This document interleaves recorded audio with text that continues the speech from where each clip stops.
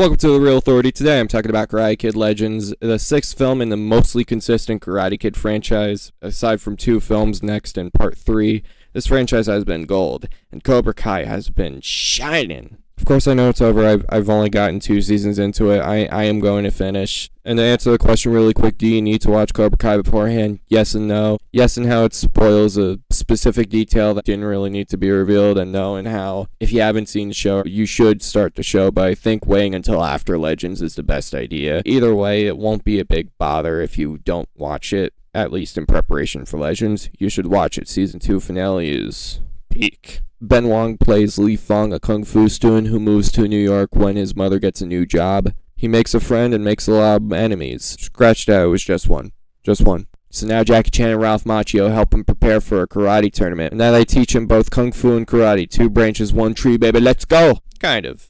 Let me explain. Starting off with the positives, absolutely great acting. Jackie Chan and Ralph Macchio reprise their roles like they were there yesterday. It's really nice to see him reprise Mr. Han and Daniel LaRusso. Sadie Stanley turns in a very charming performance as Mia, absolutely making for the most believable film love interest in this franchise since, I guess, the first one. And I gotta say, Ben Wong absolutely stole the show. This is basically his first major film. Surprising how he already got booked for Hunger Games and Long Walk before the movie came out. It's insane. But he's so good as Li Fong here that I kind of do understand. He's absolutely a scene stealer, and all the Karate Kids, Hilary Swank included, absolutely give talented performances. Like, even if the film is weak, the Karate Kid is never the weakest part. Jonathan Entwistle's directing also was stylish. I really do appreciate what he did, and I really do think that one way or the other, it's a very well-directed movie. Like, no matter its faults, it's very well-directed. Also, Rob Lieber had a very good screenplay, even though it has issues. I'm getting into negatives before the positives.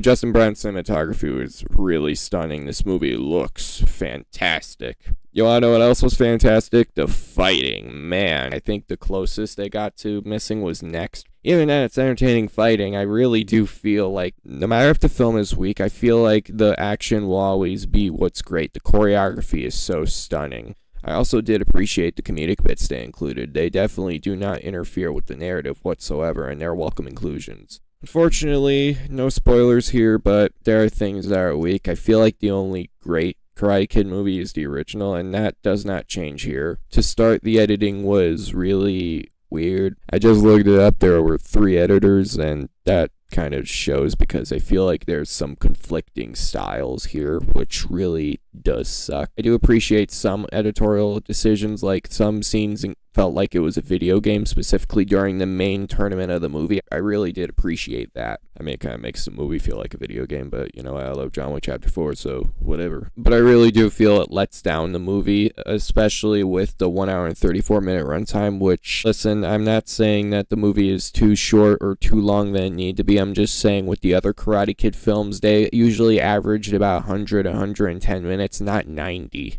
I mean, I guess I should count my blessings because the 2010 remake was really, really long, but I really do feel that it kind of costs the movie a lot of elements, such as the karate lessons in general. Yeah, you heard that right. This movie absolutely did not bring one of the most iconic staples of a Karate Kid movie here, and that's the teaching. Actually, come to think of it, Jackie Chan and Ralph Macchio don't show up that much. Sorry.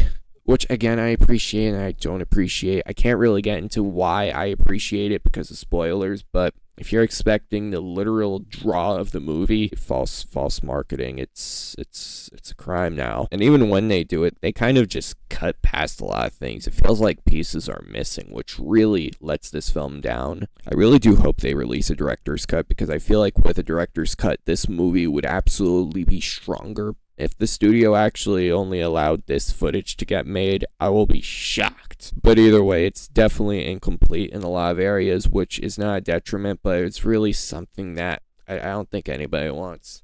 Overall, surprisingly enough, I enjoyed my time with Karate Kid Legends. It definitely should have been better than it ultimately was, but I'm happy to say that despite its faults and crimes in terms of, I guess, sticking to the Karate Kid formula, it does enough well to make for a good time at the movies. So The Real Authority recommends. I definitely think it's worth watching if you're a Karate Kid fan, and even if you're not, it might be a good introduction. But this franchise has better, let's be honest, but it's good.